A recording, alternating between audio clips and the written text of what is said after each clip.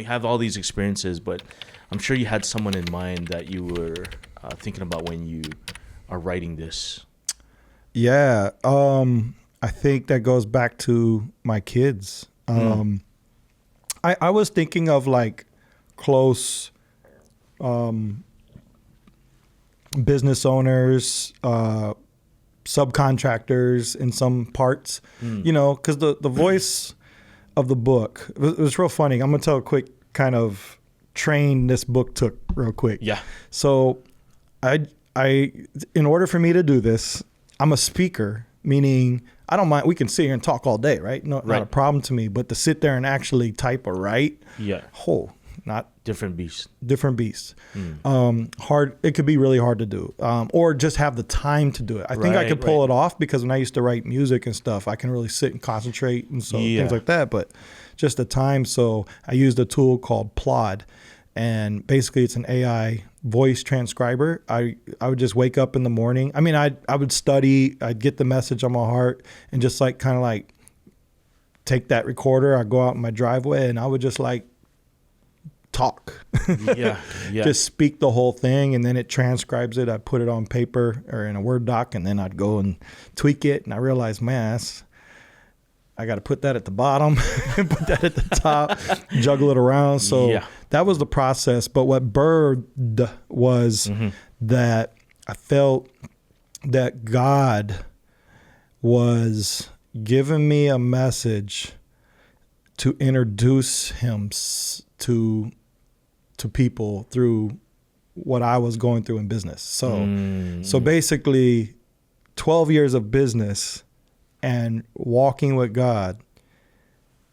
The thing about God is like if I'm walking with Tiffany, you know, Tiffany's with me, but if I'm walking with God, you don't see a human physical presence. Yeah. It's not a tangible thing most of the time. I mean, I know there's tangible ways to see God, but he's walking with me, but you don't see that. So a lot of times you could attach our successes and failures to a person, but in my case, it's like I'm with God, you know? And so I really felt like a message birthed that says, hey, my last 12 years, this is who I was walking with through my ups and downs and being able to speak that. So I wrote it, and just out of natural flow of, you know, reading John Bevere in my past and those kind of inspirations, that it just became like a John Bevere type book with all these scriptures and like, I mean, there's scriptures in the book, but it just was like a full on book for a Christian. Yeah. And so I was like, oh, okay, that's just how it naturally came out. So this book it's going to be for this Christian crowd, I guess, you know? Yeah. And so I had, you know, my niece Kiki do her full edit on it. And then I felt comfortable enough to give it to Pastor Dominic Jones from Inspire Church, or formerly from Inspire. And so he was a pastor over there at the time, had him do a read through it. And he got me on the phone and he was like, who's your audience? And I was like, everybody, everyone. He's like, if it's everyone, it's no one. Oh. I was like, what you mean? Yep. He's, you know, because like the net's too big. It's like, I guess what hit home to me is like my wife, right? I can love her, but if I can love her like I love everybody, she's not special, right? It's not specific. So I love her a different way. And so in the book, the voice has to be specific as well to really be impactful is where I guess how I relate it. So I was like, I don't know, business owners, Christians, I don't know, who, you know, kind of like still had the net kind of broad. When I say net, I mean like fishing net, catching fish, or, you know, kind of thing. So yeah, he was just like, he gave me this analogy or metaphor maybe of chicken. Like if you're going to cook chicken, I hope I don't butcher this, but if you're going to cook chicken and you have 3 different people coming, not all 3 are going to like the same chicken. Interesting. Okay. So basically one might want fried, one might want baked with lemon, and the other one might barbecue, right? So, but it's still chicken. Gotcha. Right. And so he said, based on who's coming over, will be how you season the chicken, but it won't change your message, I think is what he's saying.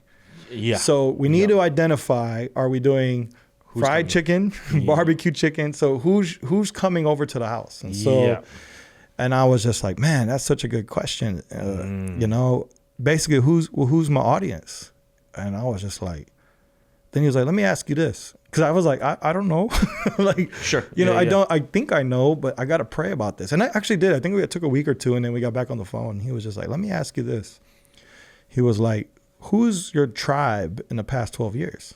And I was like, oh.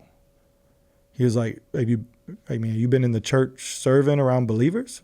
And I was like, no. He was like, where you been? I was like, in construction, around business owners, subcontractors. He goes, I was like, yeah, that's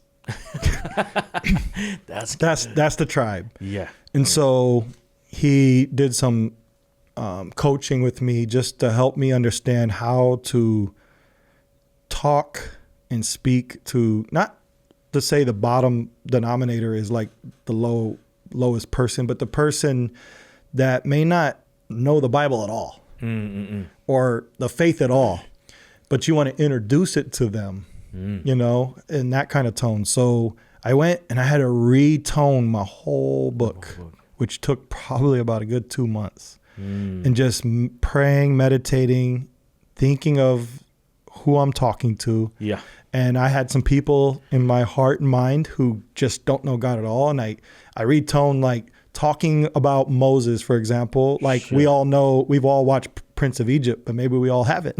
Right. So I can't assume you know Moses' story all the time, right? So I had to introduce him as, but you had to be real strategic too. You don't like tell the whole story of Moses so you understand. You just got to give enough. And so I just retoned it, man, just to reach business owners, you know, and can be believers. It definitely can. It's, I think it's great point for them. But even if you don't know who he is, I think there's a balance of an introduction to who's with me.